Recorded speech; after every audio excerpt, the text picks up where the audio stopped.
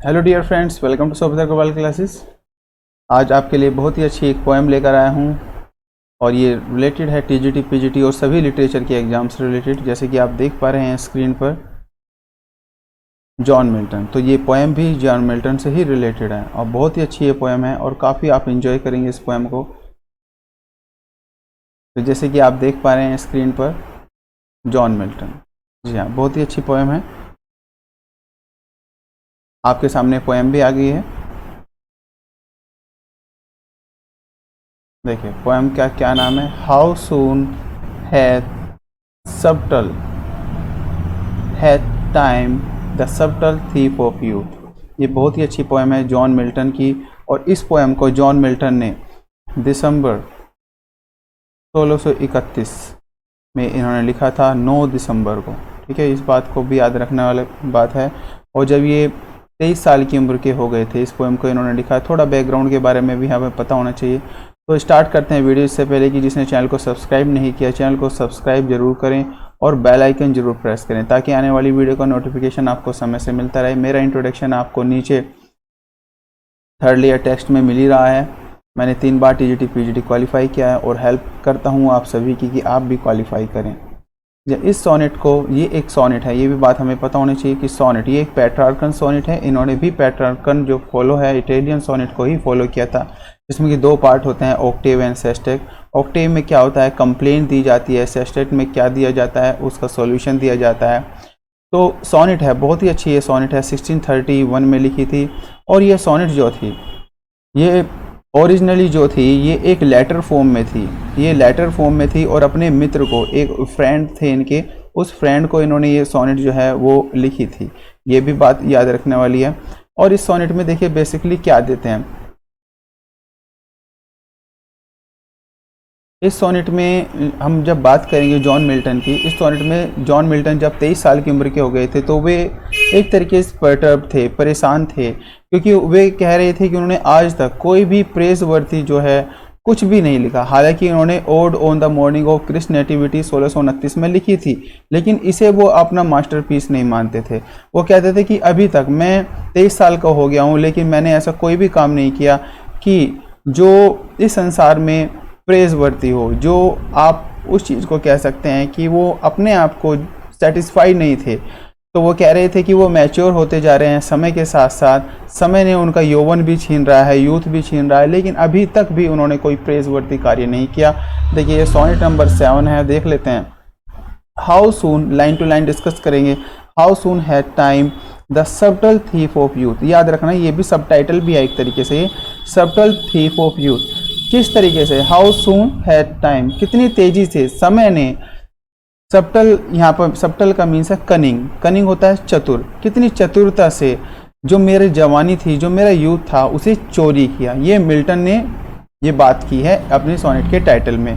तो यहाँ पर मैं इसे बता चुका हूँ, how soon had time the subtle thief of youth stolen, और चुराया है, ऑन हिज विंग्स, अपने पंखों पर। किसके, समय ने अपनी बात कही, यहाँ पर समय के बारे में कह रहे हैं, समय ने अपने पंखों पर चुराया है क्या, माई 3 and 20 ईयर, मेरे 23 साल अपने पंखों पर उड़ाकर ले गया है, समय चुरा कर ले गया है। माई हेस्टिंग डेज, जो मेरे तेजी से दिन जो गुजर रहे हैं।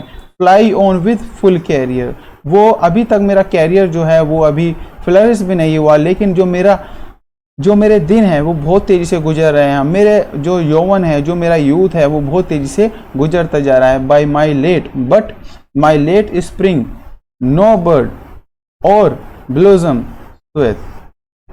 इन लाइंस का क्या मतलब है, इन लाइंस का मतलब है वो सोचते हैं वो 23 साल की उम्र के हो गए हैं, वो सोच रहे हैं वो 23 साल की उम्र के हो गए हैं, लेकिन ये यहाँ पर बर्ड होता है जैसे कली या फूल, कोई भी नहीं खिलना होना, मतलब कि अभी तक 23 साल के हो गए हैं लेकिन उन्होंने आज तक भी कोई ऐसा कार्य नहीं किया कि जिसे वो प्रेज का कह सके, जिसे वो प्रशंसनीय कार्य कह सके।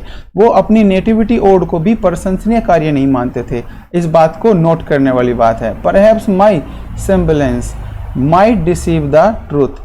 देखिए यहाँ पर कह रहे हैं कि जो मेरे सामने से जो मैं दिख रहा हूँ वो हो सकता है उसे ट्रुथ छिप जाए। उसे लेडी क्रिस्ट भी इन्हें कहा जाता था, क्योंकि उनकी जो वेशभूषा, जो उनकी बॉडी स्ट्रक्चर था वो एक लड़की जैसा था, वो एक सॉफ्ट हार्टेड या एक तरीके उनकी जो चेहरा था बहुत ज़्यादा काइंड चेहरा था और बचपना उस चेहरे पर ज़्यादा था। तो इसी वजह से यहाँ पर कह रहा है कि जो मेरी बाहरी जो आप देख रहे हैं, हो सकता है कि मेरी उम्र इतनी आपको ना दिखे, लेकिन वास्तव में मेरी उम्र इतनी ही है। मेरी उम्र 23 साल की हो गई है, भले ही जो मेरा चेहरा है वो इस चीज़ को छुपा लेता है। That I to manhood am arrived so near, जो मेरा मैनहुड है, जो मैं अब एक नव युवक से मैन बनता जा रहा हूँ और ये काफ़ी नज़दीक है। मतलब मेरा जो यौवन है, जो मेरा यूथ है, उसे मैनहुड में भी वो ट्रांसफ़र होता जा रहा है। भले ही ये चीज़ें मेरे चेहरे से ना दिखें, लेकिन सच्चाई झुटलाई नहीं जा सकती। And inward ripeness doth much less happier. Inward ripeness का मतलब है यहाँ पर मैच्योरिटी। क्या मतलब है यहाँ पर? मैच्योर, मतलब कि वो मैच्योर जो हैं, वो जो उनकी मैच्योरिटी है वो बहुत कम प्रदर्शित होती है, ना तो उनके काम में, और उनकी मैच्योरिटी उनके चेहरे में तो हमें चमकती ही नहीं है उस समय, लेकिन उनका काम भी ज़्यादा मैच्योर नहीं था according to Milton. That some more timely happy spirit endured. देखिए ये लाइंस बहुत ही अच्छी हैं। वो कह रहे हैं टाइमली हैप्पी स्पिरिट का मतलब यहाँ पे है fortunate person. Fortunate person,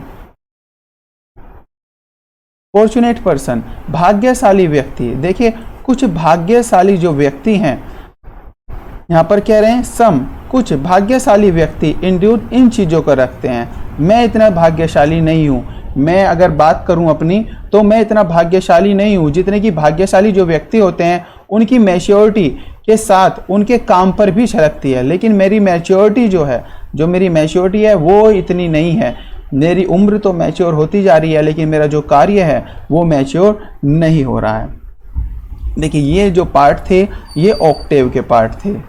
Octave क्या होता है? 8 लाइन स्टैंजा, है ना। सोनेट में 8 लाइन स्टैंजा होता है। इसमें क्या करता है पोएट? बेसिकली इसमें आपको प्रॉब्लम दिखाता है, समस्या दिखाता है, कंप्लेंट दिखाता है। लेकिन जो बाद का जो पार्ट होता है उसमें कंप्लेंट ना दिखाकर उसमें सॉल्यूशन या उसमें अपने मन को जो है वो समझा लेता है। चलिए अब बाद की लाइंस को देखते हैं। यट बट इट लेस और मोर सून और स्लो। यहाँ पर अपनी मैच्योरिटी के लिए ही कह रहे हैं। इट का जो यूज किया हुआ है यहाँ पर मैच्योरिटी के लिए ही यूज किया हुआ है। यहाँ पर क्या कहते हैं? यट, जो मेरी मैच्योरिटी है ये लेस, ये कम भी हो सकती है, ज़्यादा भी हो सकती है, ये स्लो भी हो सकती है, सून जल्दी भी आ सकती है, और ये स्लो भी हो सकती है। According to the wish of God, भगवान की इच्छा से।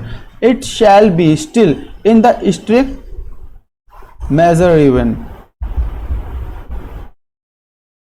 देखिए यहाँ पर अब इन लाइंस का अर्थ है भगवान ने उतनी ही मैच्योरिटी उन्हें दी है जितना कि भगवान को आवश्यकता हो, जितने की भगवान हम उनसे काम कराना चाहता हो, जितने की उनकी आवश्यकता हो, उतनी ही मैच्योरिटी उसे दी गई है। वो कह रहा है कि अभी हो सकता है जो ईश्वर ने उसे मैच्योरिटी दी हो, मेरे से इसी लेवल का काम ईश्वर कराना चाहते हो, इसलिए वो अब जो उसकी कंप्लेन थी अब उसके आंसर में बदलती जा रही है। अब वो अपने आप को कंसोल कर रहा है, समझा रहा है। वो कह रहा है कि जो मेरी मैच्योरिटी है वो कम भी हो सकती है, ज़्यादा भी हो सकती है, जल्दी भी हो सकती है, या स्लो भी हो सकती है। It shall be in strict measure even. और लेकिन जो ये मेरी जो मैच्योरिटी है, मुझे भगवान ने उतनी ही मैच्योरिटी दी है जितना कि भगवान उससे काम कराना चाहता हो अब तक।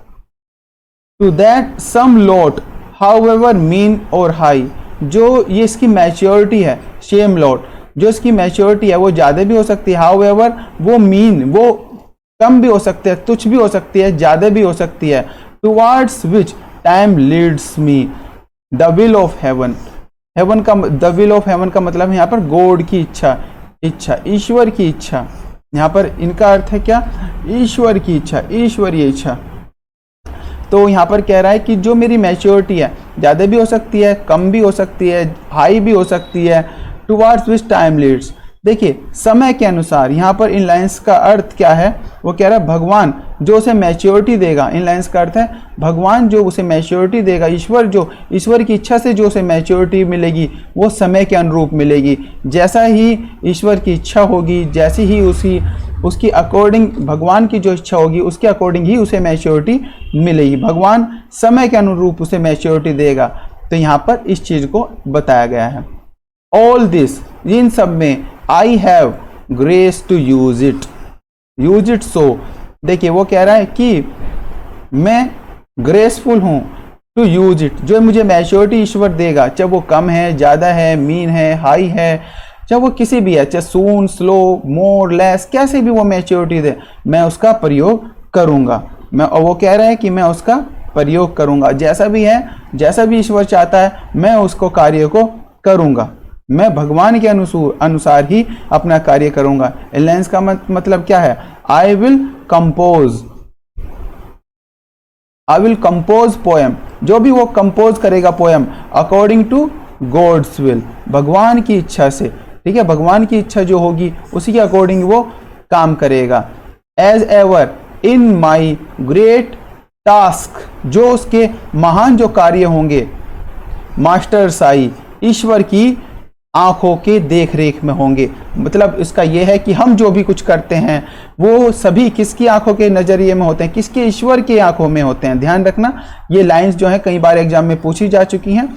जो वो कहता है जो भी उसके महान कार्य होंगे, ग्रेट टास्क होंगे, वो सब ईश्वर की आंखों के अंतर्गत होंगे। मतलब ईश्वर की इच्छा से, ईश्वर की आंखों से हम कुछ भी नहीं छुपा सकते, यहाँ पर वो कह रहा है। आई होप आपको ये पोएम जो है वो समझ में आई होगी। मैंने अपनी पूरी कोशिश की है कि आपको ये समझ आए। ये बहुत ही इंपॉर्टेंट पोएम है और मस्ट रीड पोएम है। तो फिर से मैं देखिए वही रिक्वेस्ट करता हूँ, जिसने चैनल को सब्सक्राइब नहीं किया सब्सक्राइब जरूर करें और बेल आइकन जरूर प्रेस करें, ताकि आने वाली वीडियो का नोटिफिकेशन आपको समय से मिलता रहे। और अपने फ्रेंड्स के साथ देखिए वीडियो को ज़्यादा से ज़्यादा शेयर करें, अपने फ्रेंड्स के साथ ज़्यादा से ज़्यादा वीडियो को आपको शेयर करना है।